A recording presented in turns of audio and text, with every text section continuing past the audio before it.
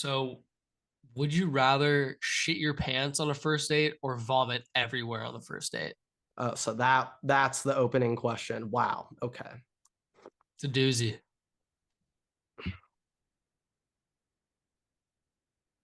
Now, this is the thing.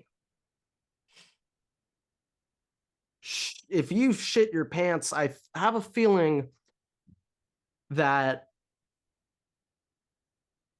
off first glance it'll be hard, but at least the person you're with is not instantly aware you shat your pants. Obviously, if you let it linger around, they'll be aware. However, though, if you vomit, that's the whole room knows immediately that Well, you it's did no. So that. here's the thing. It's either you shit your pants and it's audible, like it's loud, or you vomit everywhere all over the table, like Now, aggressively vomit.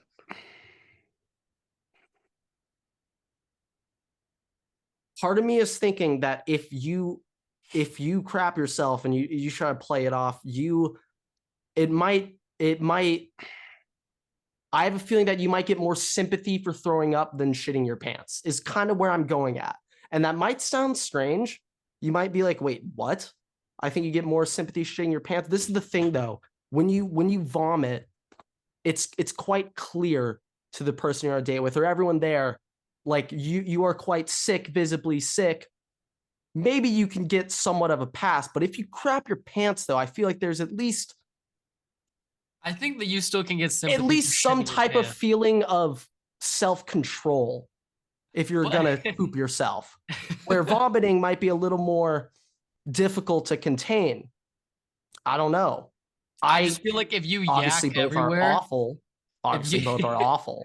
if you yak everywhere, then when it gets on the other person, That's there's like that's obviously there's that's no the issue. comeback from There's no that. comeback. If you like shit your pants and you like stand up like later in the day, you can just be like, ah, damn, like I really just shit myself. Then like you can make it like a running joke, like that could be the running thing in your relationship, like going forward. It's like, I yeah, think he really. either could. But I feel like if you're just like, yeah, he really shit his pants on our first date, that's probably a little bit more laughable and like recoverable than, yeah, he puked on me everywhere. Like you I might not even well, make it to a next date if you puking on them is very different. It like now this is the thing though. When you crap your pants, I need to know if that's a crime scene or not. That Oh, also changes a lot. there is The degree there of is possibilities of a trickle down effect. We can put it that way. well, I mean, now you put an image in my head that really, really threw a whole wrench into this equation. I think I'm going with shitting my pants. I don't know. I don't know. I think I need more time to really digest this thought. I'm gonna play the yak crowd, just for Okay. those sickos out there. I do think though this is a debatement of which alternative is worse, of course, or Yeah. which is less worse, I guess. I think at least with shitting your pants though, you can just go try and clean it up afterwards. Your I think best. vomiting's just a more common thing than Yeah. shitting your pants. However, we did learn this past week from some colleagues, Well, our unnamed you mean intern, that from our crapping your intern? pants might be more common than what it seems at first glance. Personally, I cannot remember a time where I have soiled myself in recent memory. I have not done it as of We late found that our either. intern has done it multiple times over the past 6 months. However, I can't co-sign that type of lack of self-control. I'm not sure if I could co-sign that. A spontaneous boot, though, slightly Not no, uncommon. it is more understand. It is more understandable. It just is. Depends on context, but yeah, on average, I would say. Depends on the person you're with too. If it's Maybe, our unnamed intern, probably not. But yeah. I mean, there's a lot of things that go into question here. I think throwing up's just a little more excusable or understandable. I mean, it's not ideal, hey, maybe I would say either is a little tummy issue. I but I'm mean, not sure you if can get away with it. everyone has seen someone crap their pants as an adult at this. I've never seen it. I've I never have seen it. not. I have witnessed it. Yeah. Okay. Well, I mean, we're in different boats here. I think we've had different past experiences, which could, impact our answers to this question. That's a good one, though. I'm not gonna lie. We might get flagged from YouTube because we started the episode off like that. But you know what? Hey, maybe we throw we're it not at monetized. the. We're not monetized Yeah, yet. we It aren't. doesn't So I matter. don't care. I don't care. Who cares? We're not You're monetized. Right. No, you are right. You are right. That's the type of water boy question that you get. That's called a hooker right there. That's a hook right there. That's how we get people involved in the podcast. A hook. That's called a hook. Yes, that is correct, Everett. Hopefully we had people staying for that. But God, what an intro. What is going on, everybody? Welcome back to a very special edition of the Waterboy Podcast. It is episode number 81. And the NFL regular season is officially over. 18 weeks of football, Everett. I can't believe it's done. We only have, what is it? We got wildcard weekend, divisional, 5 weeks of football, and then it's done, Everett. Yeah. Now I'm scared just to think about the outlook of this podcast post-football. But then again, it was kind of nice starting this podcast out of season, kind of getting our feet in place, kind of understand what we're doing. I actually did a little investigation into when we actually started the podcast, and I believe our first episode went up on the 27th. I believe was of January or February. January. So we are coming up on the full turnaround 1 year. Okay. I was not even fully aware of that. Damn. We've had a very, very, I think, eventful past couple months when it comes to this football season. I think we've got our grounding, got our footing in. But today's a big episode. Of course, recapping last week this season. There's going to be a good amount of teams that I want to bring up this episode that we probably won't be talking much over the next couple of weeks when it's playoff time. We'll be spending most of our time in the playoff teams. I do want to bring up today a couple of teams where they made some interesting decisions during that last week, whether to try to get a win, whether to keep on tanking, whatever it may be, Everett. But I got a list of what's the term? Solidified draft picks for this upcoming draft. And let's just say I was really taking a look at it like, holy shit. So the trades were crazy last year. People forget who's picking where. I just want to mention, I was sitting here just thinking to myself before the game started on Sunday. I was like, you know what? Compared to last year, this will probably be a little bit of an easier draft for me to go around and actually maybe get a couple picks right, unlike last year. Then Lovie Smith said not so fast. So yeah, I once again am in jeopardy of soiling myself per the intro. It's going to be a little bit more difficult than first expected. No, yeah, 100%. It's going to be a little bit more difficult, but I think in terms of not going over the playoff teams quite yet, obviously the storyline in the weekend. So Texans lose the number 1 pick. Bears get the number 1 pick. I also want, before we do that, I do have a question for you. Okay. What was your record for this past weekend's games? Oh, I haven't even calculated them up. I can look it up real quick. Keep talking. Okay. Let me calculate it. I believe you had a 9-game lead over me, right? A 9-game lead? Yes, I'm looking at those correct. Yes. Yeah. I went 14-2 to close the year. Oh. So wait, okay. Let me calculate. So we might be in here for a little competition. Okay. Let me calculate. The only 2 games that I missed were Colts and Bucks. I had a little bit too much faith in Tom Brady, and I also had a little bit too much faith in the Texans actually being able to throw properly for once. I guess that's what happens when you come out saying you're going to fire your head coach a day before the game, the last game of the regular season, and just so happens you still don't have the first overall pick on lock yet. I went 11-5. Oh. So I was going to say, I don't think we had 9 different picks. I started off 6-0. I was like, yeah, damn it. Did you pick the Falcons? Really? Mm-hmm.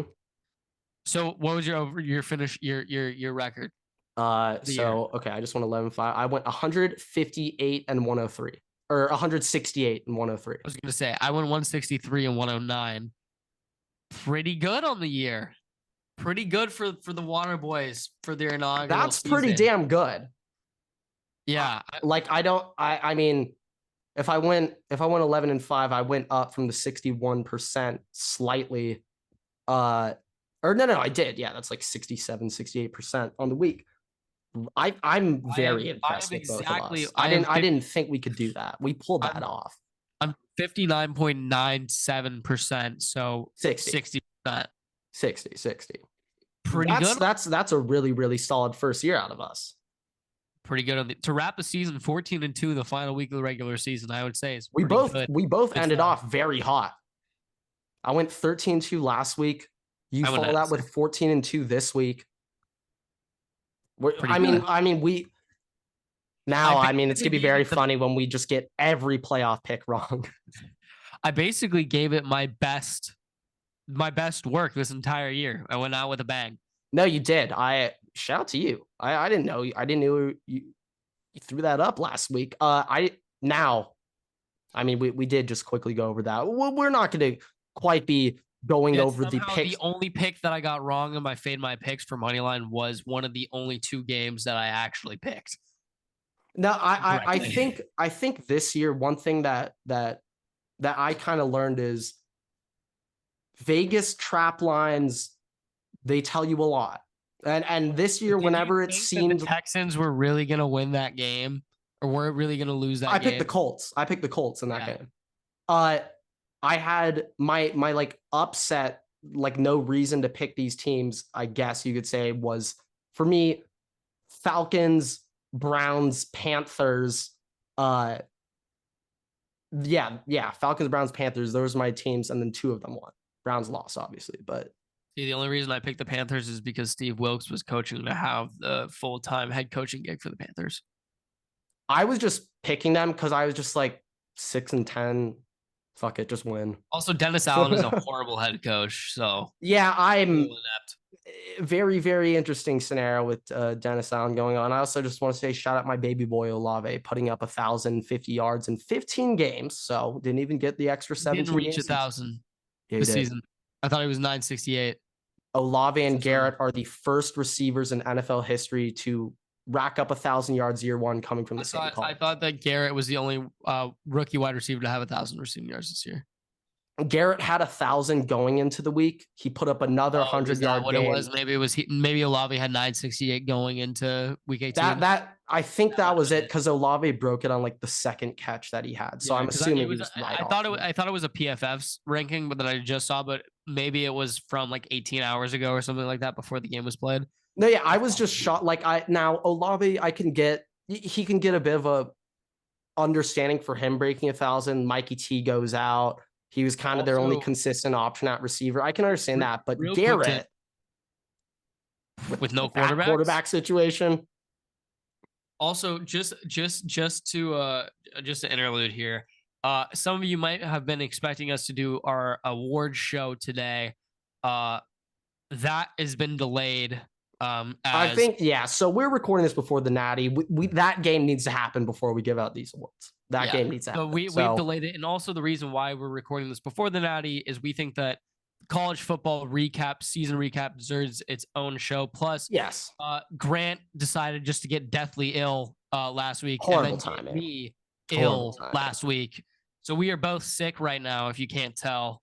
I actually think we sound pretty good. I'm not sure if they can tell if we're sick right now. So I feel pretty stuffy. So I feel like I think you sound good though. Hey, you know what? I'll take it. Thank you. So I want to shout you out. That also was a little bit playing into this, as the boys need to rest themselves to put out the best performances every week. True. Okay though, I think you want to spend some time on Texans Bears right now. Yeah. Okay, before we get to the Bears, because once again, what did the Bears ever do to you? But I know you're about to attack them. Let's start with the Texans, though. Now, apparently, correct me if I'm wrong, I do not have this 100% right, but I think the Texans informed Lovie Smith before the game, we're firing you. Yes, the day before. And Oh, the Lovie day. Smith the whole. Oh, so he had a The day. day He had a night before. to think about it. Okay. Yep. All right. And it was basically reports saying that the Texans are assuming that they're going to part ways with Lovie Smith, and Lovie Smith came out and said that he hasn't heard anything and that he expects to be retained for next season. The next day they go and play and obviously won the game. Now, if I'm Lovie Smith, or if I'm just a player on the Houston Texans in general, okay, I don't care about tanking. From the player, coach, team perspective itself, I'm not looking at You wanna win. GMs. You're not going out there. There's no such thing as going out there tanking. All these dudes, their livelihoods, their NFL career, them getting a contract next year depends on their week 18 performance. So for any player, any fringe guy on the Texans, maybe they had some guys getting called up from the practice squad, making their first NFL appearance ever. Okay. Davis Mills included. For his, he was playing for his NFL career in week 18. So I get if you're a Texans fan, I can understand why you might, like, you could be sitting there like, God damn it, we just choked another. I mean, the same thing happened last year. Texans lose a late meaningless game and they lose out on the #1 pick. Same thing happened last year. So if you're a Texans fan, I can understand some frustration, but from a Texans player or Lovie Smith's perspective, you're going out and giving 100%, especially after I just feel like it's one of those situations coming up to you, like, you're done after this. Like, obviously, if you're on the team, right? You never want to, like, as somebody who's experienced a 2-10. You're never going out there losing. You never want to go out there and just lose. Like, you're gonna play 100% every single game. You're gonna win. It doesn't matter what the situation is. Now, on the other hand, though, the NFL is a business. You have a team that has a desperate need for drastic overhaul, a potential for a #1 pick in a draft that is massively talented, that you could either trade for multiple picks, multiple players, get a generational quarterback in Bryce Young, which they may or may not get now if the Bears decide to trade that pick. It'd be very funny if the Texans trade up from 2 to 1 and just give a fat ass haul. Like, I think that in my mind, one, it's a poverty franchise. Like, you're a poverty franchise. One, you at least need to have the class to wait to say anything about your head coach until after that. That's a horrible, That's a horrible look. That should never be coming out. Even if it's something that you've talked about. Even if we all kind of know deep down you're going to do it. One, you never have that meeting with your head coach before the last game of the season. You never have that meeting before the last week of the season. Like, look at the Cardinals this year. Okay, go on. We all know that Cliff was going to get his ass fired after this season. Like, it's been known. You and I have both said that since week 4 that Cliff is gone. We've all known. Did they say anything to Cliff Kingsbury before yesterday, before his last game? I would assume if they did, it was behind closed doors and both parties kept that private. If they did, you know. But like, for the Texans, also with the #1 Cliff pick, did right. Even like, the thing is, like, one, it's Lovie Smith, right? Like, I know that he hasn't had a great track record as a head coach, but he's also been given so many shitty situations. Yeah, so that's one thing, right? Yeah, I threw him 10th on the worst coach of the year, and I knew that was undeserved. He threw him in here with a super shitty roster, and he's managed to get a couple wins, which was unsurprising. Even with David Culley, like, they managed to get a couple wins. Like, I don't even know how the fuck that happened. 3 road wins this year. So it's just like, he deserves the respect to at least get let down after the game and not have it be leaked beforehand. So I'll give props to Lovie Smith for kind of giving the fuck you on the way out to the Texans. Oh, no. If anything, Lovie Smith, that was the most badass way to possibly go out. Go for 2 also to win it. Yeah. That's a major fuck you to no, that's a message to the whole.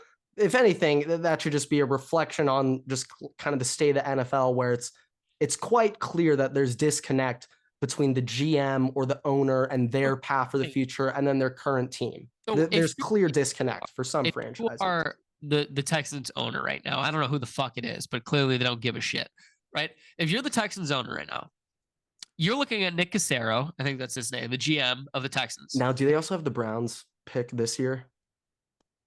Do we know that? Yes, they do. I'll look at the draft. But keep going. You have Nick Caserio as your GM, right? He's been allowed to hire 2 back-to-back coaches both of which have horrendous seasons. So he Who's the fired coach last year again? David Culley. Okay. Last year was David Culley. So they had David Culley get fired after losing out on the first overall pick. One season, one and done. Next year, they have Lovie Smith fired after losing out on the number 1 pick, one and done season. But also keep in mind that they fucking interviewed Josh McCown for the head coaching job last year. Yeah, so, that's also what I like, and Josh I personally just I don't understand why you're letting this GM, who obviously he's made no effort to make an impact change for these rosters. Yeah, I don't know who the fuck they've drafted over the last two years. I can't fucking name who they drafted. I guess Stingley last year. Stingley. So they've replaced 2 coaches, one and done years back to back. Now he's about to hire another person. Like, also, you can at least make an effort to have a head coach that like might be some like generational head coach. Like, even if you're not giving them the best roster, at least give them a shot. Like D'Amico Ryans, right? Like, you could do that. You could hire some young gun. He's gonna be a big name too this offseason. Right. He also played for the Texans, by the way. But they go and hire these head coaches that have never had a chance, who have never coached well because they know that they're going to be an easy fall guy. Like, if that's me, one, get the fuck out of here. Get that GM the fuck out of here. Like, he has made no effort to make my team a contender. He's consistently hired coaches just to be the fall guy so he doesn't get blamed. And they've done nothing but lose. And they haven't made any impact draft picks or free agency moves. He should be on the way fucking out. Let's get a whole new regime in there all over again. Restart, reflush the whole fucking thing and start fresh. Yeah, I do think, though, like getting rid of Deshaun was obviously the first correct step. The moves but you can say that they've made since there. What are they really doing now? Of course, the Lovie Smith win threw some shit into the plan there. I just think right now, if you're a Texans fan, you're just sitting here just like, what the actual fuck is going on? Like, I just don't understand why. Like, I understand rebuilding and stuff, but if you were just gonna have Lovie Smith be the fall guy, David Culley be the fall guy, right? That's 2 coaching cycles now where you could have hired somebody who you actually wanted to make a great impact on your players. Look at the Jaguars, you know. They take Doug Peterson. Or Doug Peterson, yeah. Yeah, they get Doug Peterson. Look at them now. Went from, I think, 3-14 to 9-8. I do think, like, a lot of, regardless of if you are in a position to win, I do think it makes a lot of sense. Teams, you want to be building some type of culture, you know, putting something in place. Coaching does definitely make an impact. And I can tell you that 100%. Lovie Smith and David Culley both are not like the best coaches out there, right? So it does fall on that, but it falls on the GM for making that hire. It falls on the GM for building that team in accordance with the coach, right? So it's 2 factors, and clearly neither of which have been working this entire time. So if you want to make the Texans into a contender again, you have to rebuild the whole thing. Like, even before all this, when it was Bill O'Brien was a horrible GM. He was a pretty good coach, but a horrible GM. Okay. Yeah, I still cannot believe they ever let that man get control of GM. But in my mind, he traded away D-Hop, right? Yeah. Is that in Bill? my mind, though, at least Bill O'Brien had some picture of what he wanted his team to be outside of that final year, and he actually was able to coach them into the playoffs. Yeah.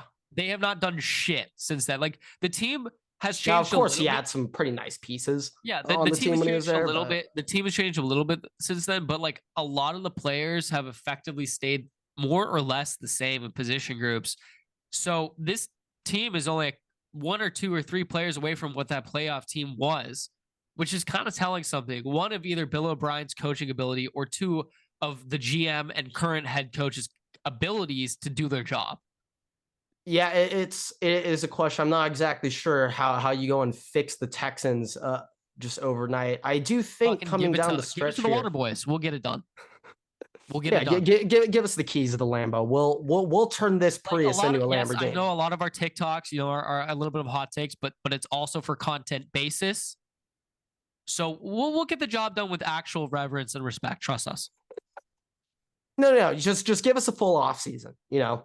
Just give us an offseason. That's all I ask for. That's all we ask for. Trade acceptance rate to 100% for me, like in Madden, and we'll be good. I am the king of getting first round picks. Don't even worry about us. We got this. Now, okay, a little bit on the Bears. Texans. What happened? Bucks. Okay. Bears. Weasel their way into the first pick in this draft.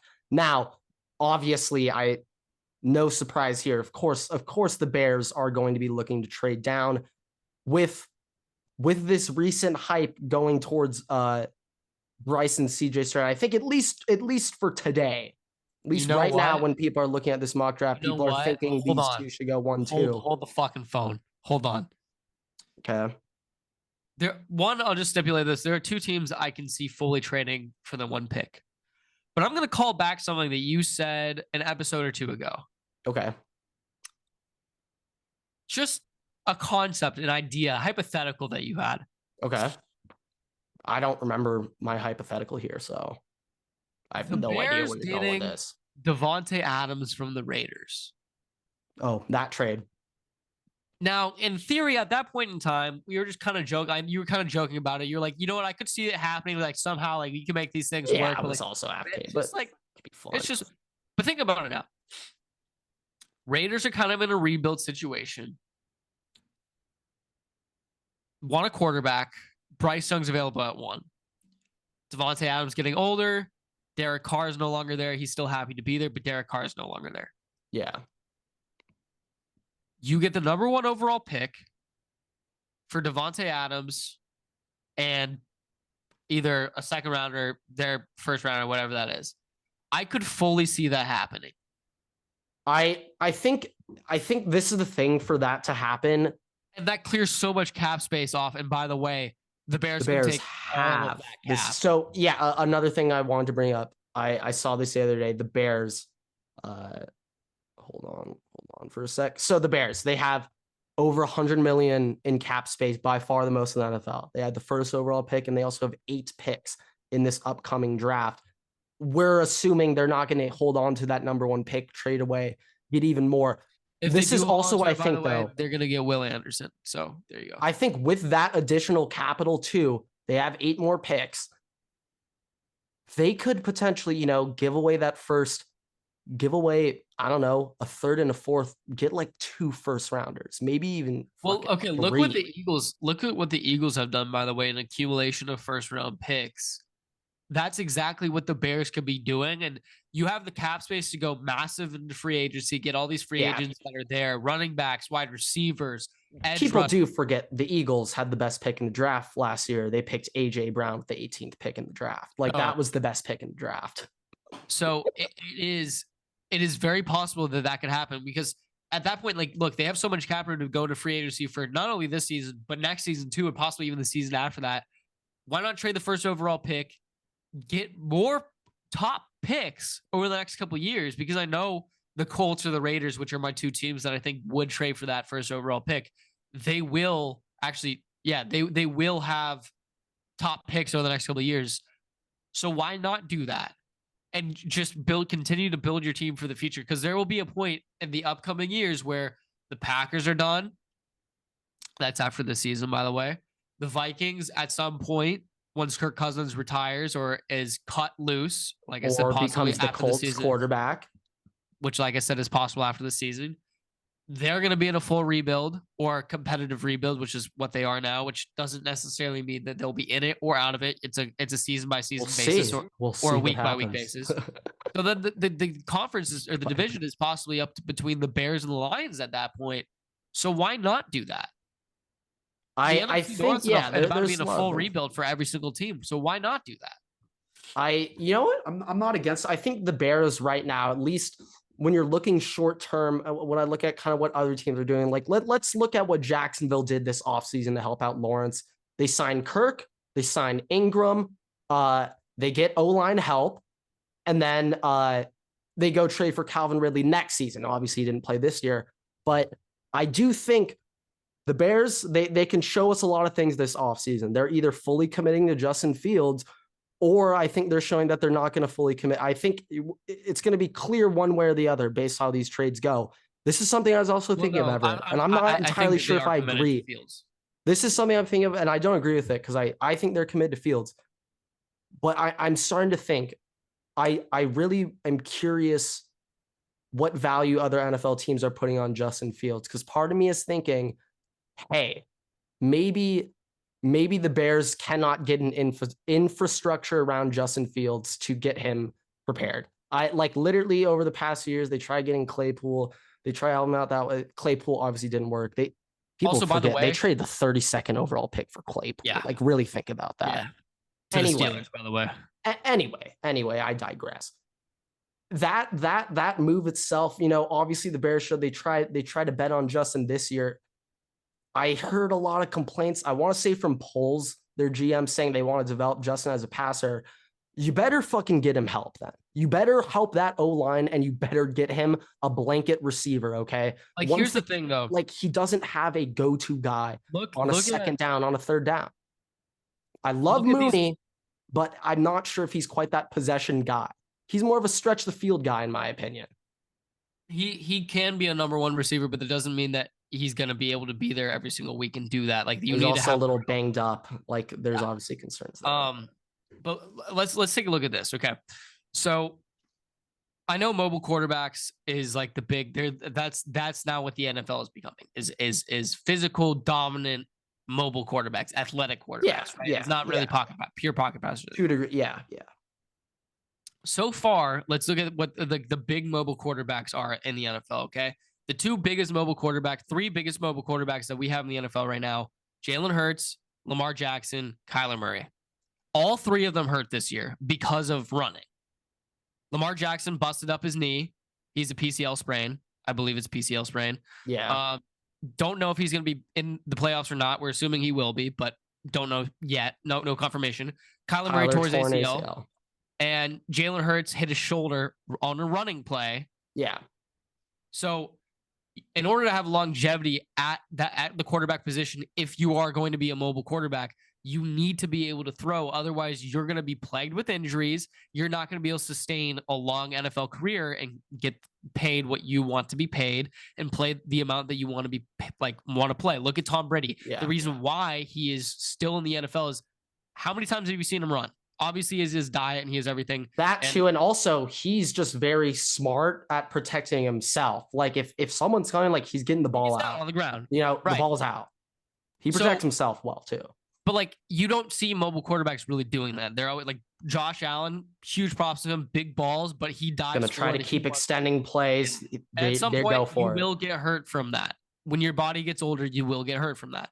So I just like, if you want to have Justin Fields be your long-term solution at the quarterback position, obviously 1,000 rushing yards, amazing. Like, utilize that, but build the O-line so he's not getting hit every single play because your body can't sustain that. I also think they need to work on a bit of a more complementary run game for Justin Fields. You know what my other thing was? Josh Jacobs is a free agent this year. That could be another move. We're going to see how much, because I'm pretty sure the Raiders have made it quite clear that they don't want to re-sign him. I think they made that pretty clear. Yeah. Now, we'll see if they try to pull a Le'Veon Bell on him and tag him for like the next 8 years straight. We'll see. I don't like paying running backs large sums. Me neither. But I could see them doing that just because they have it. No, it's just this season was obviously very, very contract motivated for Josh Jacobs. He felt disrespected this offseason that they weren't considering. Apparently people feel disrespected. I put him at 8 on my running back list too, by the way. Now, obviously a lot of people were coming at you for that. This is the thing though. Like a lot of people just love looking at the yards and stuff. One thing that I did find very impressive about Josh Jacobs, he did have 30 more first down carries than any other player in the league this season. Could also just be short line. Now, like another thing, like I do want to give him credit considering how poor their passing offense was. Josh Jacobs was definitely the focal point for most defenses this year. I know they have Davante Adams, but they did not get much going with Davante Adams this season. I feel like there were times this season where it was like, what the hell? Why aren't they throwing it to Davante Adams? It's like he was almost phased out of the game plan in some scenarios. I don't know. Hey, as a Bolts fan, I know how good Davante Adams is. He put up like 500 yards against us this year. I know. Don't get mad at me. Get mad at Josh McDaniels. All right. It was just a weird system for me. I do think though, I might have taken a little too much into account the past years when I was initially reacting to your first running back list, though, I don't have major problems with your thing, though. I also think Justin Fields at 10 should be a pretty clear indicator to most people that this is a joke list. They don't get that, though. That's all right. I don't have any problems with that. But I want to go back to a quick little thing you're talking about with the running quarterbacks. I do think the NFL, they are becoming a lot more interested in running quarterbacks, of course. Like we're seeing Lamar, we're seeing Jalen Hurts, seeing what Kyler could do, even a little bit of Fields. In my opinion, right now, I when I look at some of these top quarterbacks, Allen, Burrow, Mahomes, I'll throw Herbert in there. These guys, they're not necessarily known for their running, right? They're not necessarily known for it. However, they extend plays. Josh Allen kind of is though. No, Josh Allen, but they extend plays. They get outside of the pocket. It's not necessarily they're there to run, but they throw very well on the run. They're very good on the move. It's the Russell Wilson kind of play style. And you're not going to like this, but the Aaron Rodgers gunslinger that I'm seeing out of these guys, getting out of the pocket, extending plays, keeping their legs moving, getting the ball downfield. I think that's what this league is more towards going to. And when I look at these quarterbacks upcoming, okay, Bryce Young to me has shown that he extends plays with his pocket. He runs too, but he can also throw on the run, get outside the pocket, extend plays that way, which I think more so fits this style of NFL offense where it is pass heavy. That is the priority right now. But these guys can also still tuck it and run. I'm about to be a little critical on CJ Stroud here, where I think, I'm very happy CJ Stroud's getting a lot of hype and a lot of compliments after how he last played against Georgia and how he was running a lot, extending plays with his feet. He had 2 touchdown passes where I've never seen him break outside the pocket like that and just throw dimes like that. That's not something I've been used to seeing. My one concern is I'm not sure if CJ Stroud's going to be able to continue replicating that week in, week out in the NFL. Better than Will Levis. Yes. By the way, I have a feeling though that maybe CJ Stroud might be getting this number 2 pick hype right now. But remember, folks, Justin Fields went off against Clemson and then fell from 2 to 11. 12. It's just all I'm saying is I have seen multiple mock drafts that have Will Levis going 2 to the as a nuts. Quarterback off the board. Nuts. And I tweeted this out and I said, why do I get the feeling that the Texans losing the number 1 overall pick and now being number 2 overall feels exactly the same as when the Jets lost it out to the Jaguars and the Jets picked Zach Wilson with that 2 pick instead of Trevor Lawrence at 1. And I can totally feel just a feeling that I could see Bryce Young going 1 and then another Ohio State quarterback getting looked over for the perennial, it's going to happen. Quarterback. And now, I did just come out and say I'm not sure. Is going to be the next Zach Wilson. Maybe not as many character issues as Zach Wilson, but he's going to suck. Hopefully not. Hopefully not for his NFL career. Sake, yeah. Yeah. I hope he doesn't. Now, I obviously the quarterback question, we're going to dive into it a little bit more. I just think Bears got a lot of moves, a lot of decisions they can make. My question is, I think we're going to have to gauge how these NFL teams view these quarterbacks at the top, how important this number 1 or number 2 pick is. In my opinion, off second glance, really, really looking at this draft class, thinking about it compared to some past years, I'm not really sure if there's quite a game-breaking talent in this draft. Now, obviously, Jalen Carter is very good. Will Anderson's very good too. I'm not trying to discount them. I'm just slightly disappointed. Preseason, well, Jalen Carter wasn't quite getting that hype, but preseason, the Will Anderson hype, then we compare to what he did in that senior season. I guess it's not quite the jump you were looking for a preseason potential. He still have one more game. He still has one more game to show up, show out, though. Will Anderson? No, he doesn't.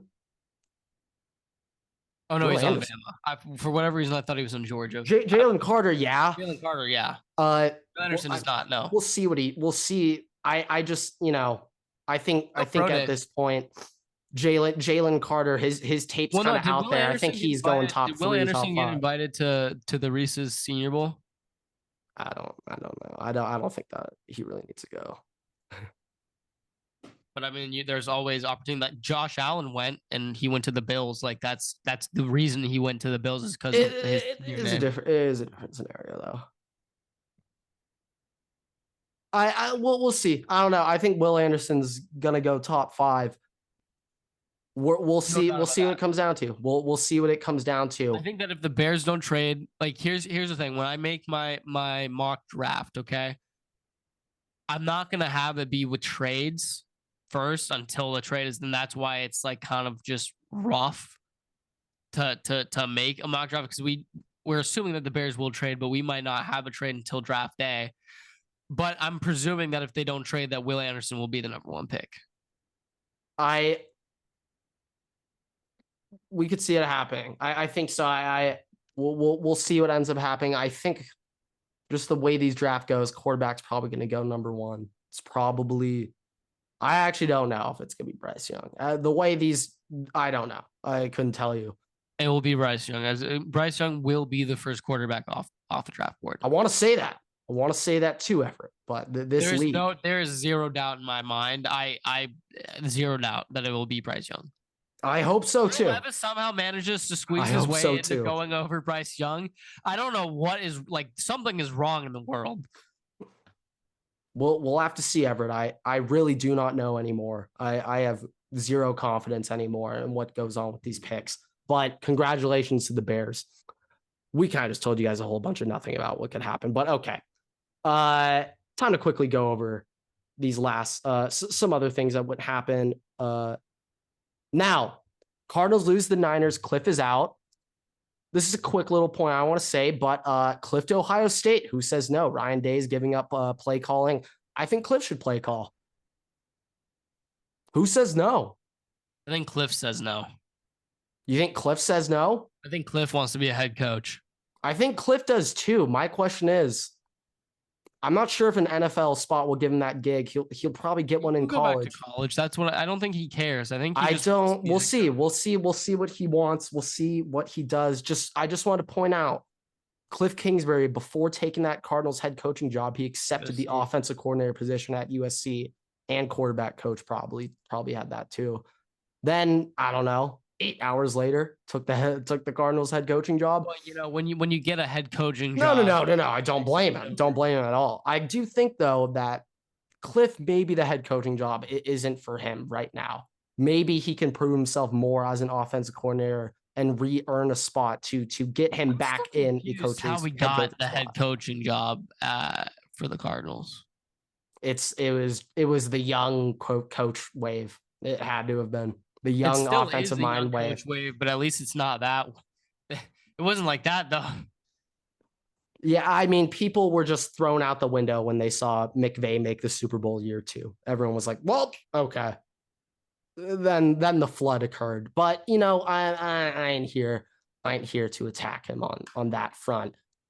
Cliff to Ohio State, though, who says no? Cliff. We'll see if Cliff says no. I have a feeling it. Also, if I'm Cliff, I think this is just a coaching thing in general. I don't think anyone wants to deal with the NCAA right now.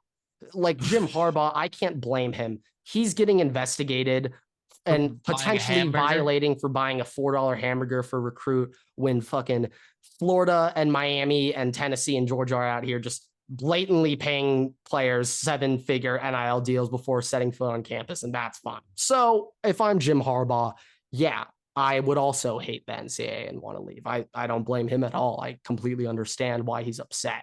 That's what I had on that, though. Everett,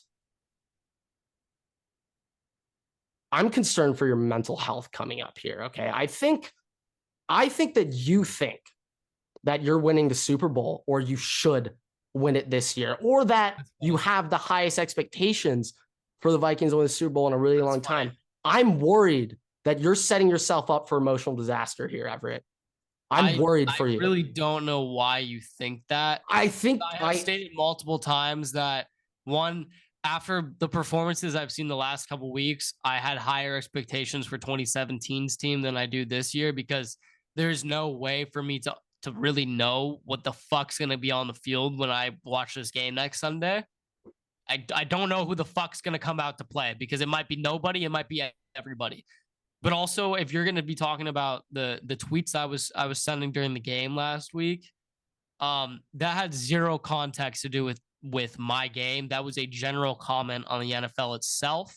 I'm not even talking about, well, kind of talking about that. I think you are getting very riled up right now. And I'm concerned for you. How am I getting riled up? I'm just concerned. But like, I'm curious, how am I getting riled up? When let me say this, for example, if I'm watching, let's take it back to the Ohio State, I don't know, the Maryland game. I'm not sure if you remember that one, but that one It was very close. Yep, I remember. Now, at some point in that game, I accepted like, oh, this isn't gonna go well. And when that crossed my mind, I was like, you know what? There's nothing I can do at this point. There's no getting mad at the refs isn't gonna help me. Getting mad at my players isn't gonna help. We're just gonna have to get through this one, boys. There's nothing I can do at this point other than make my sanity worse if I let it get to this point watching this game, Everett. And I'm just concerned. I'm concerned for you because going into this game, I remember you telling me, I don't really care what happens in this game. I think we should rest all the guys. You guys obviously had something to play for. We're about to get to the Chargers, who had nothing to play for and still played all their guys. But I'm worried that you're setting yourself up for emotional disaster. That didn't really answer my question though, how I'm getting like bent out of shape about you were just up by 10 against the Bears, getting riled up over. I was like, Everett, you just gotta let that one go. Well, no, that's okay. That's just football. The thing that I was riled up over, my tweet was how I was basically saying that pushing the pile shouldn't be a thing in the NFL. That's what I said. And like I just stated, that had zero context to do with my game. I wasn't getting riled up over my game. In fact, actually, I tweeted that after the Vikings, it was our offense that pushed our pile forward for our first down, was when I tweeted that out. It had nothing to do with the Bears play because that was us on offense doing it. Okay. That's all right. I've seen a lot of your tweets ending with shaking my damn head, and I'm concerned for your emotional health because of that. Because that, to me, it was one tweet. It was that tweet. That was it. I'll be honest, Everett. I looked up Eon or SMDH over your past 3. You tweeted out, I think, 30 tweets over the past month or so with SMDH. I'm concerned for your mental health. Over the last what now? Like month. It wasn't there 2 months ago. I mean, yeah, over the last month. You know how many games that we've had over the last month? 5, 4. I don't know. Like 4 games. You know what has happened in all those games? It has nothing to do with me complaining about stuff. It's everything to do with. I'm just concerned for your mental health. I'm concerned for my mental health with the aspect that the Vikings always fucking win close games, and it looks like we're going to shit our pants for 3 quarters. Like, if you're talking about that aspect, yeah, I'm concerned. But if like there's no reason for me not to be saying shaking my damn head when you're a fan of the Vikings and they do the shit that they do. Thank you, Ed Donatel. I'm just looking out for you now. Targeting anything. I'm looking out for you. To this last week, it has no context. I just want you to know I've gone down this path, and I will be needing a wellness check depending on what happens on Sunday. I didn't recover from it when I went down that path in 20. I'm aware. Yes, yes, I remember. So hey, I'm just looking out for you, man. But okay, Everett, this is something that's more fun for you. Did Aaron Rodgers play his last game in the NFL? See, I don't know with Aaron Rodgers. I don't know either. But hey, when Jameson Williams asked, "You want a jersey?" So I said, might hold on to this one. But I've also seen that people think that he was. Well, maybe it's just last game for the Packers. But I've heard no. I think if he retires, he's going out on the Packers. I think he's not like he's going to be a 1-team man. I think that's also him like one-upping Brett Favre, by the way, because like he's always tried to do that. Oh, that is true. But I think that I've seen some people be like he was saving the jersey for Randall Cobb because Randall Cobb might be retiring after this season, and if he stays, he wants to give Randall Cobb the jersey. But I also I think he's a little apprehensive. I don't think that he actually knows himself yet what he wants to do. If it was me, I probably, if I just fucking lost to the Lions and they're also on the come up, I'd be like, It's done. see you later. It's done. I'm good. I'll get my contract bought out. That's a couple $1 million still, and I'll see y'all later. But I feel like Aaron Rodgers also has that kind of competitiveness in him. He doesn't want to retire. Well, we will see. In my opinion, that was Aaron Rodgers' last game in the NFL. I think so. I honestly think so too, but we will see. You never know with Aaron Rodgers. He'll probably play this shit out for another 7 months, but 100%. He's not letting them know if he's done until at least after free agency. He's not letting the Packers do anything with this, No. Yeah. Yeah, he's not telling them until like you have to report to training camp. Like even then, he might not even tell them yet. He might tell them week 1. Like, oh, by the way, I retired like 8 months ago. Like literally. I think Rodgers got some petty in him. So oh yeah, no, for sure. I think he fucking hates Matt LaFleur, but I think he does dislike him, but I do think the relationship has improved. Probably a little bit. It's not hashtag best friend goals, but it has improved. You take that for what you want, but okay. Let's get to the Chargers and then playoffs. Yeah, okay. Chargers, I'm beyond disappointed in Brandon Staley, okay? I'm not saying that it's like specifically a him thing. I think it's an NFL coaching thing in general where a bunch of these guys, they have very big egos, and going into this, Brandon Staley put his mind to it. I'm not resting the starters. We are not going to rest and try to come out a little soft week 1 the playoffs. I understand what he was thinking, okay?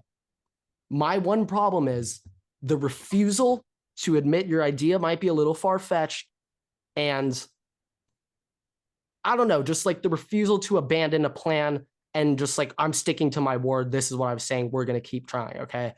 So Staley's plan was to play all the starters, play them all this week so they're not rusty. They don't come out flat in the wild card round.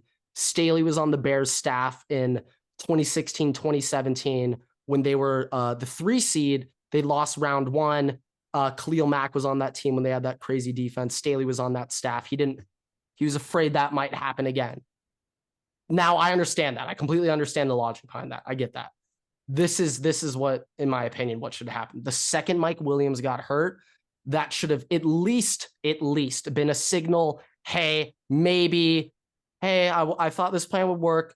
Now we're getting hurt. Okay, maybe we start rolling it back a little bit. We start pulling guys at halftime. Okay, that didn't happen.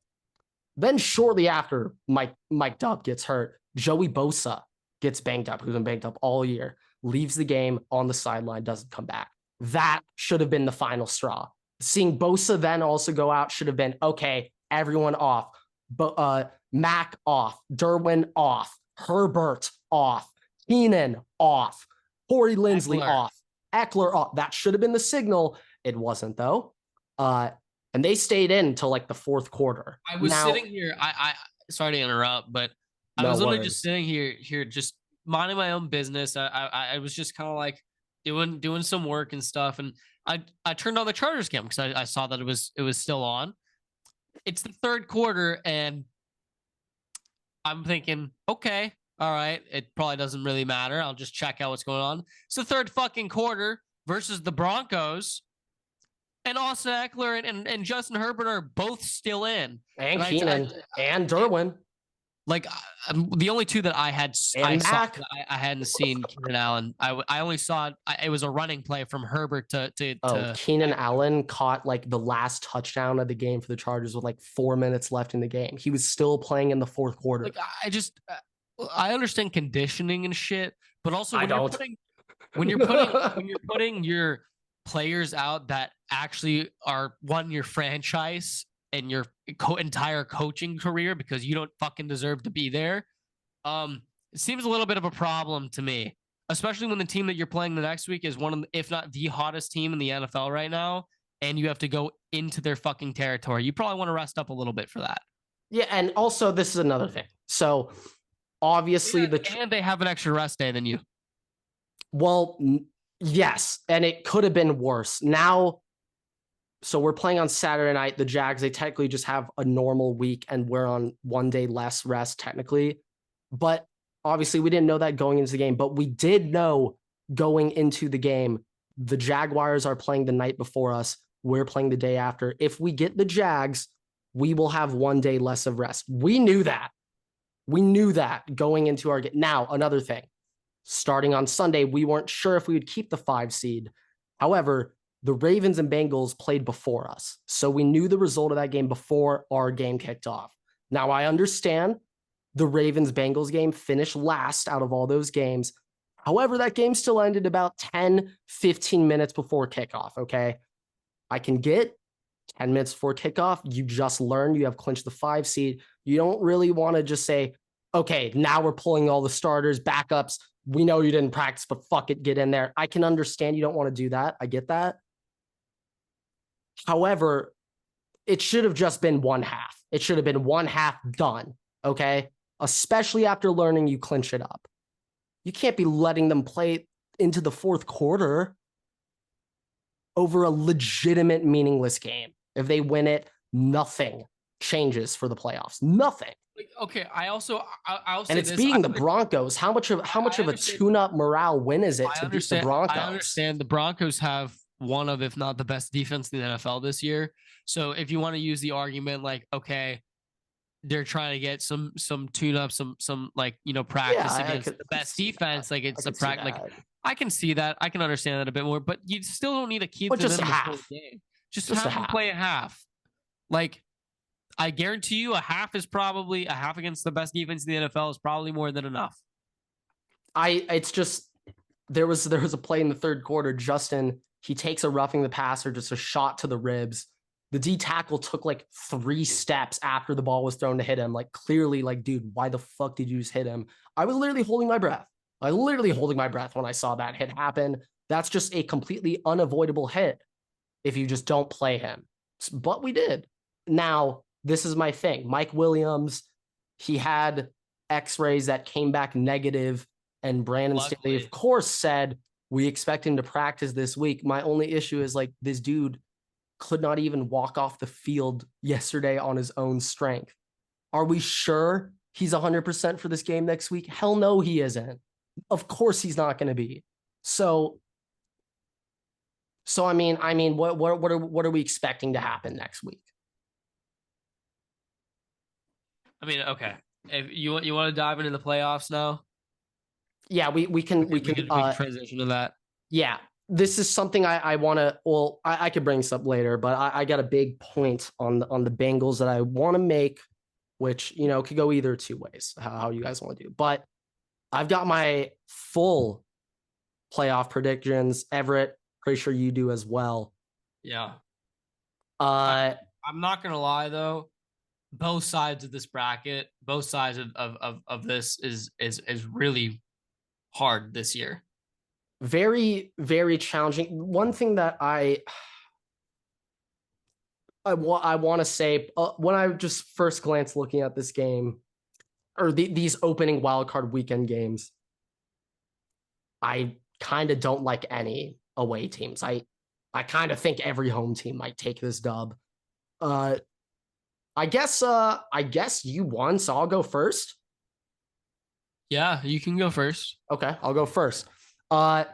Should I how should I do this? Do my NFC side and then AFC side, or go like rounds by rounds? Let's do AFC side, then NFC side, and then just have your full declared winner at the end of that.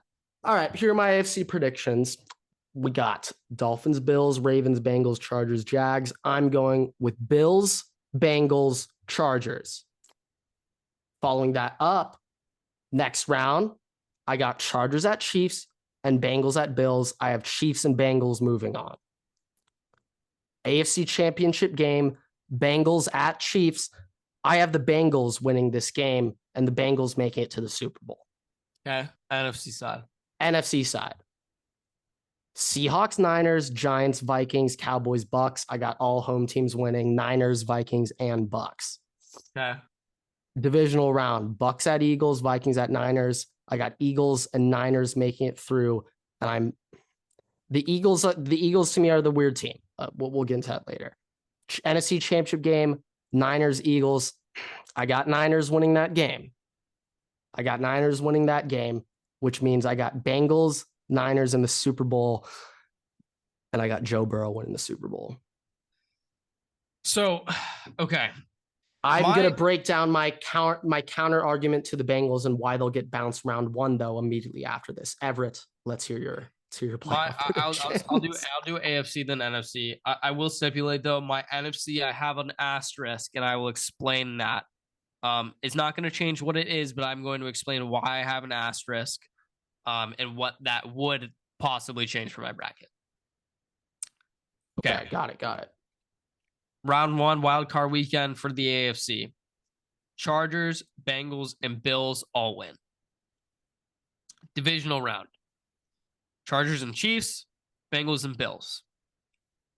Chiefs win, Bills win. Championship round, Bills and Chiefs.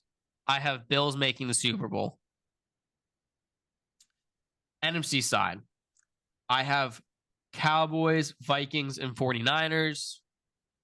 Then I have the 49ers and the Cowboys, and the 49ers making the Super Bowl.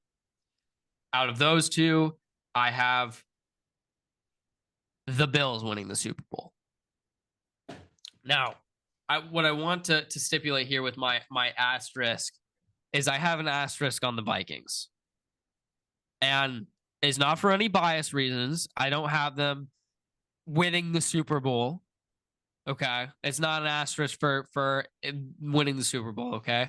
My asterisk is if they win the first round, if they can beat the Giants handedly that first round, I think that changing your expectations. That I think that it does change my expectations in the playoffs.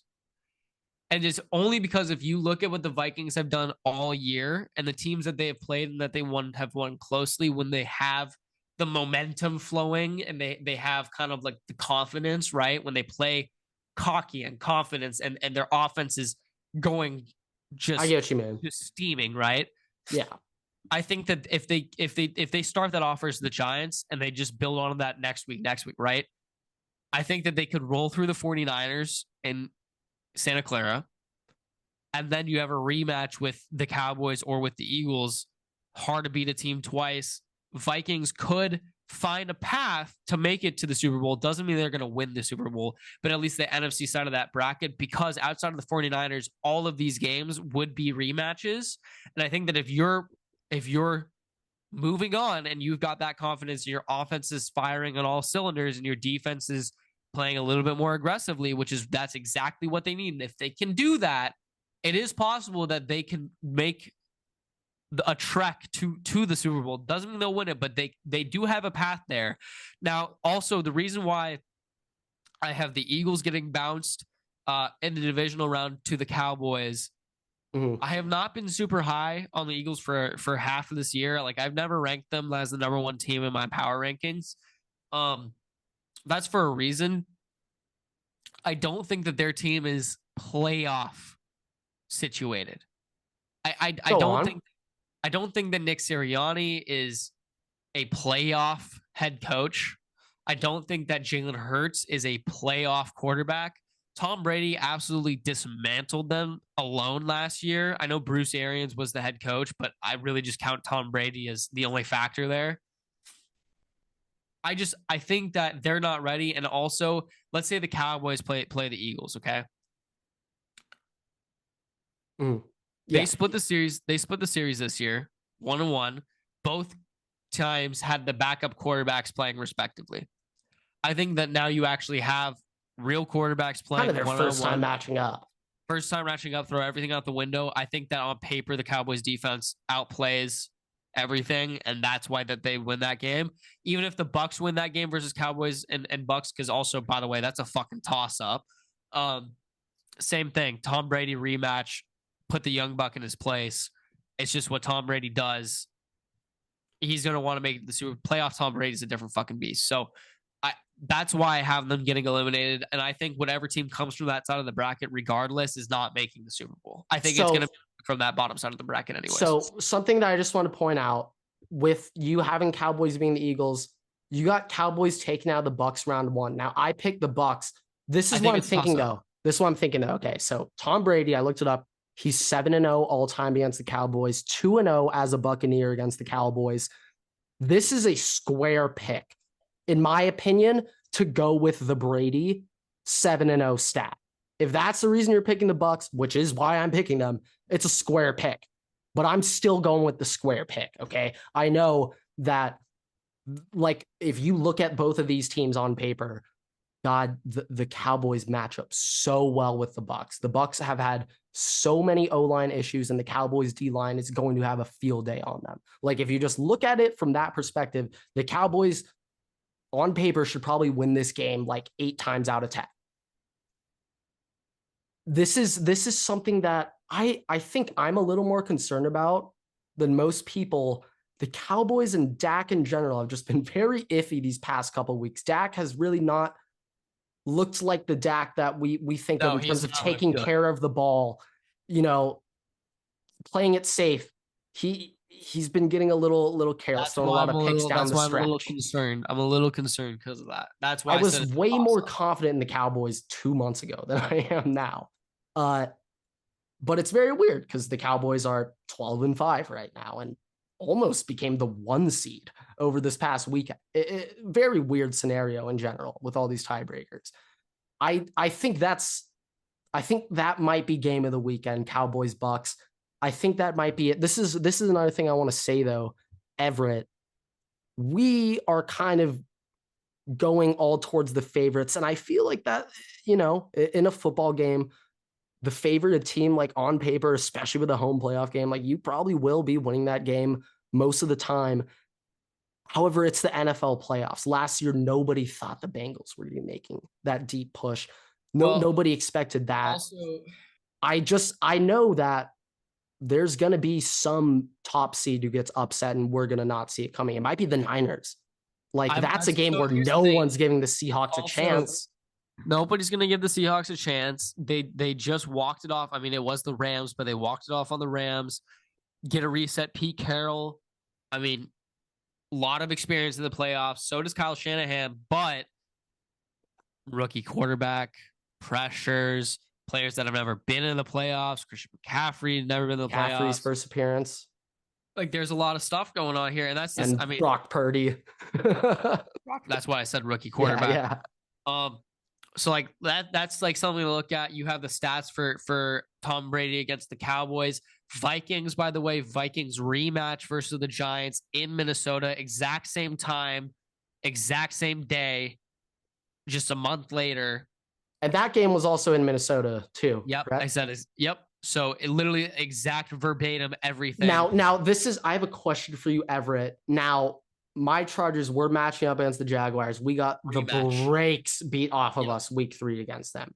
You guys beat the Giants earlier in the year. I still pick the Vikings because I'm gonna be honest. The Giants, like, phenomenal season that they're here.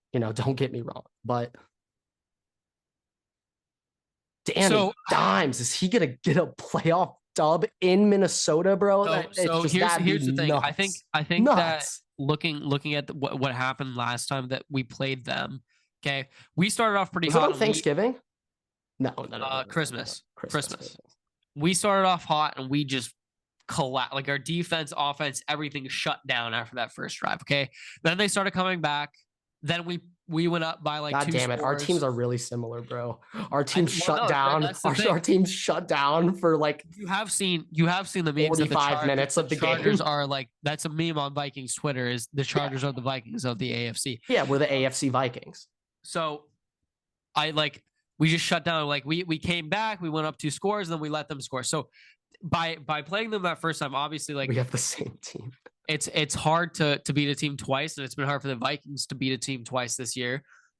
We did it versus the Bears, but it's the Bears. We haven't beaten a team twice this year. Well, lucky for you, lost to the Jaguars the first time. We're 2-4 against our division, bro. So we just, by playing them, we know how they're going to play. They don't have any receivers. Kenny Galladay kind of made an impact this past week, but that's with Davis Webb at quarterback. So I think we kind of have a little bit more experience now of how to actually shut them out. And hopefully the defense plays well. It's been a couple more weeks. Duke Shelley's evolved a little bit more. Brian Asamoah is actually going to get some more playing time, by the way. Your guy. That game. My guy, I've been calling him out all year. Guess what? He's the fucking best rookie that we have this year. So just interesting, all that. And then we look at the other side of the bracket, the AFC side of the bracket, okay? Bengals-Ravens rematch of this past week, week 18. Bills-Dolphins interdivision game. Possibility of Tua, no possibility of Tua. We'll see. And then Jaguars and Chargers also a rematch. So all of these games have either been played before or have connotations to them. I actually think all of these teams might have already met this season in actuality. I think the only one that's a debate is the Bucks Cowboys, but I think they did play. They played week 1. I think they did play. Oh my God, Everett. Yep. So every single one of these teams have played. All of these teams have played each other before. So throw everything out the fucking window. Actually, though. Okay. I think that there's ever been a playoff before where every single team, every single matchup have played each other before in the season. I really don't know. I think this playoff run to beat last year's on paper, it's going to be very tough because the Bills and the Chiefs might not match up necessarily. This is all a good clip, by the way. No, yeah, I like all this discussion. Okay. I think this is actually a good topic of debate. Eagles or Chiefs? I know your opinion on which one seed would have an easier road. However, the Chiefs just fucking did ring around the rosy to beat the shit out of. This okay. I can't believe I'm actually about to say something positive about the Chiefs here because they're literally in my nightmares. This is something that I really think about the Chiefs this year. Okay, so Mahomes just put up a 5,300 passing yard season after losing Tyreek Hill. I'm right now just taking a peep at the Chiefs receiving core. They've just been spreading it around, okay? Everyone's getting the ball right now in that offense. This is what I fear about matching up with the Chiefs. And also, I'm not 100% confident we're even beating the Jags, okay? To be fair, yeah, I would say I honestly think that it's a steeper road to beat the Jaguars than it is to beat the Chiefs because you guys have put in a decent effort versus the Chiefs this year. You know what? I'm not trying to go back to week 2. I'm not trying to go back to week 2, Everett. But people forget that first half Chargers play Chiefs well in Arrowhead this year. People forget. The worst matchup for the Chiefs to play probably I would actually say it is the Bolts. It probably would be the Chargers because, like we said, if it's interdivision, throw everything out the window. Also, Chargers phenomenally usually play better in Arrowhead. So I don't know. No, yeah, I'm pretty sure going into the season, Herbert was undefeated in Arrowhead, winless at home against the Chiefs. But whatever, I digress. I do think for the Bolts to make this push, I love how you picked us to beat the Chiefs. I love you for that. Oh, I didn't pick you to beat the Chiefs. Oh, I thought you did. I said I said that the Chargers have a better chance to beat the Chiefs than to beat the Jaguars. Oh, my bad. I thought I heard you say Chargers over Chiefs, and I was like, oh my God, wow, Everett. I love getting the dialogue going. But okay, nice to see you're on the right side. This is my problem with the Chargers this year. We did not have time to gel. We did not have time to get together. I also think that a big reason why Staley wanted all the starters to play last week to get another weekend to gel together. This offense just has not had time to click, and I'm very concerned to see what happens. I don't know if Slater's coming back. I would arguably say that might hurt in a way, just having moving pieces around this O-line. I just don't think we have the time to gel. I don't think we have the time to really connect and get together. I obviously want to see us win as many playoff games possible, but shit, part of me is thinking in the future, if we go out and get smoked by the Jags round 1, I'm still not even sure if we turn off Staley. I'm still not even sure. This is also what I wanted to add. That's why I'm so worried about this team. I don't know. The Jaguars, this is the first time the Chargers have been in the playoffs, right? With this team, with Brandon Staley. Herbert's first appearance, yes. Yeah, okay. So first time Brandon Staley's been in the playoffs. Mm-hmm. Jaguars, for the most part, for most of them, it's the first time that they've been in the playoffs. Well, I guess as a head coach, Staley's first, but yeah. That's what I mean, Yeah. right? It doesn't fucking matter if you're a D coordinator. I don't give No, a no, shit. no, no, no. I was just saying. Well, I mean, he didn't win this playoff game with the Bears, so not trying to give him credit. Just but okay. So first time for basically everybody on the Chargers to be in the playoffs, except for I think Joey Bosa was in the playoffs a couple of years ago too. Like there's a couple players. yeah. Max, I think Derwin James might have been on that team too. Or that might have been the year he tore his ACL. I don't fucking know. But probably was. For the Jaguars, basically everybody's first time being in the playoffs besides their head coach. So I just think that it's a really interesting dynamic because Doug Peterson knows how to win playoff games. He's done it before. He's played Brandon Staley's team, like Khalil Mack's team, and the Bears beat him that year. Yeah. It's one of those games where it could be a coin flip, kind of like Bucks Cowboys, where there's experience there, experience winning there, that might have some more connotations than you might expect. I also think one thing that really caught my eye last week, even with our starters out on the field, we were getting gashed on defense. And I can't believe I'm about to say this, but I kind of think, at least in terms of playing in the secondary, Derwin James, I kind of counted a couple of plays where he was just absurdly out of position, just like absurdly out of position.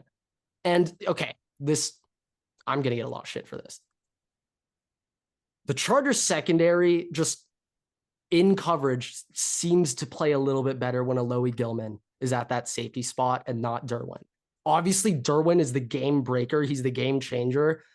Part of me is thinking this defense might be better if we just move him to linebacker.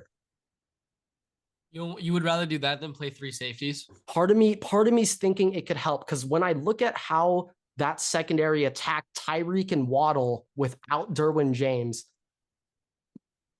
Michael Davis, number 43 out of BYU, this man has been playing out of his mind. He was kind of locking down Sutton against Denver, and I'm not acting like Sutton's a god or anything. It's just I don't expect Michael Davis to be clamping anybody. I just don't expect that.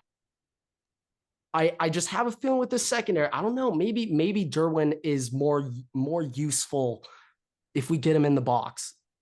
Fuck it. Maybe even edge rush him. Like shit. I feel like I see more liability problems with him in the secondary. I don't know why.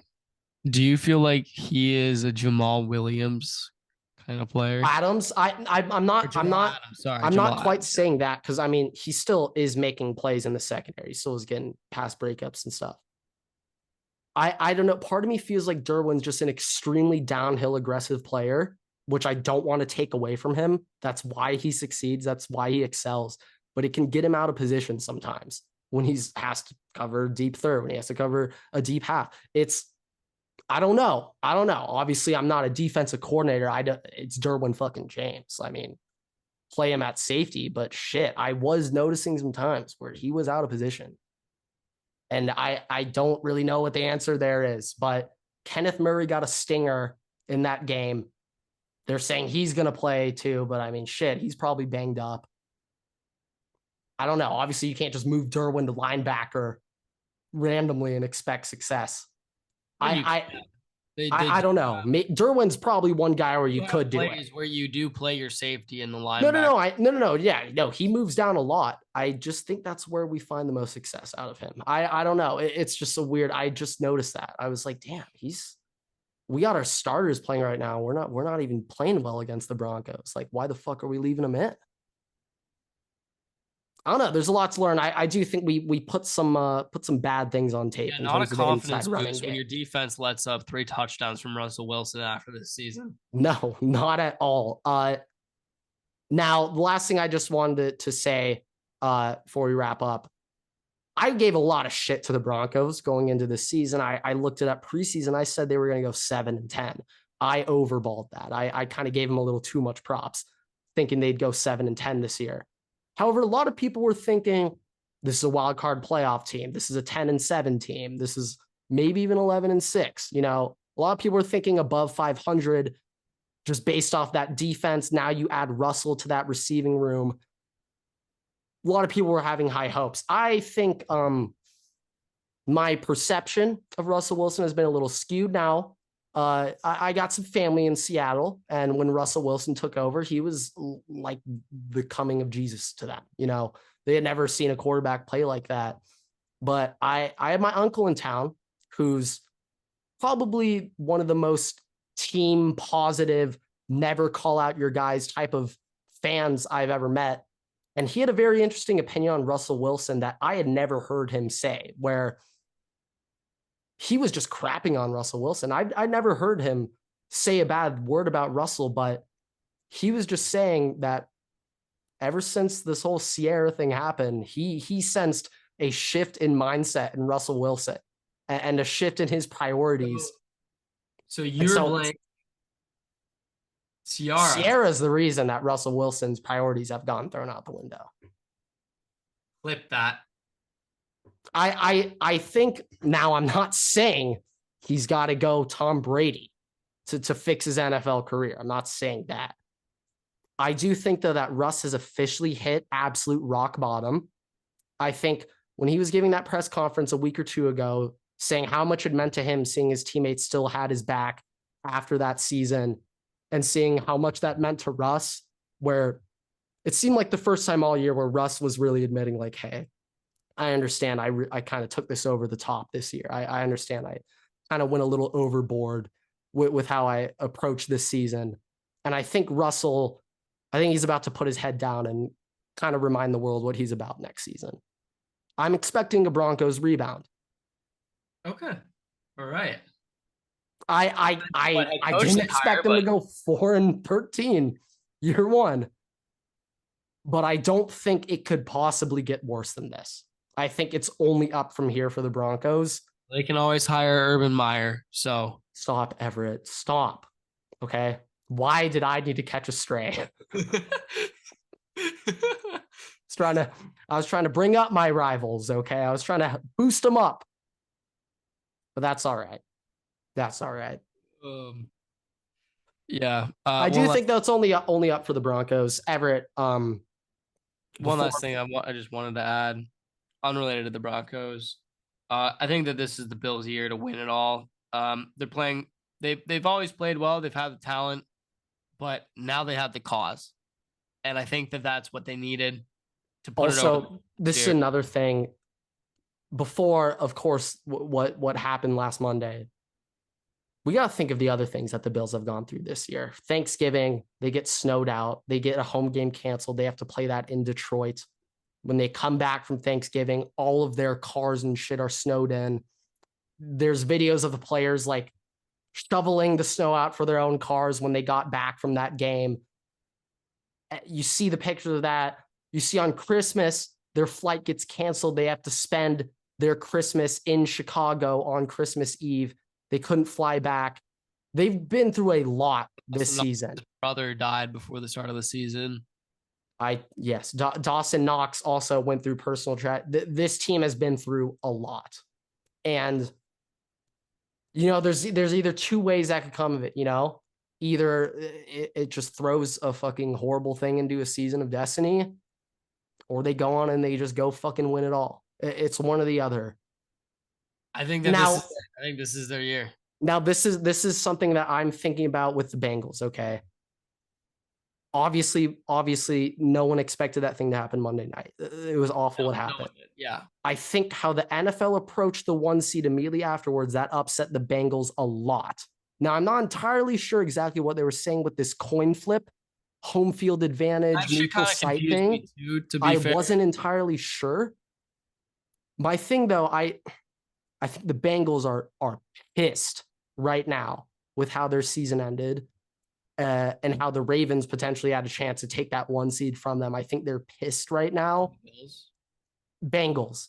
I think the Bengals are pissed. How would the Ravens take the 1 seed from them? If the Ravens beat them last Sunday, they got the 1 seed in the AFC North over them. Oh, I didn't know that. So the Bengals were fucking pissed off about how the NFL handled the rescheduling and everything. And this is what I'm thinking. An angry Joe Burrow is not one to mess with. Okay. That team, I don't want to mess. I'd only put that in for this first wild card weekend. I wouldn't put that in and then the rematch versus the Bills. I'm not saying this is going to make them angry against specific teams. I think it's them against the NFL right now. And now this is my last point I want to make about the Bengals and why they might lose round one. Okay. So you have that little motivation factor. Maybe you guys are a little too angry going into this playoff game. Maybe it's a distraction to a degree because you're too focused, too emphasized on how you were cheated or almost screwed over. And this is another thing that I've really developed a strong opinion on this year after seeing the Chargers offense struggle without Corey Linsley. Bengals guard Alex Kappa got carted off the field yesterday against the Ravens. Now, Alex Kappa is a very good guard, a very integral piece to that Bengals O-line, and having him out is obviously going to hurt the Bengals. But I'm very concerned with the Bengals offense having to plug in a new guy at guard right before the playoffs. You got a week to turn this around and get this O-line on the same page against a very tough Ravens defense, okay? Also, keep in mind, on Christmas, Lael Collins tore his ACL. They're also throwing in a new right tackle plug-in piece, getting him up to speed right before their playoff push. So that's now 2 linemen that they're replacing and trying to get up to speed, get ready for this game. Now, I'm not saying the Bengals can't do it. Look at their O-line last year. They still made the Super Bowl. I'm not saying it's impossible to do. After seeing how awful that Chargers offense was immediately after losing Corey Linsley, it changes my whole perspective on just how that O-line group is going to approach this Ravens team. It's going to be different communication up front with new guys on the line. It's going to be different communicating up front, pre-snap, who to block. It's going to be a completely different thing. And I think that's a very big thing that can't go overlooked in this Ravens-Bengals matchup. Now, I'm not saying they can't do it. It's just that really scared me, seeing Kappa go down and lay out. Yeah. Now, once again, not saying that keeps them out of it, but.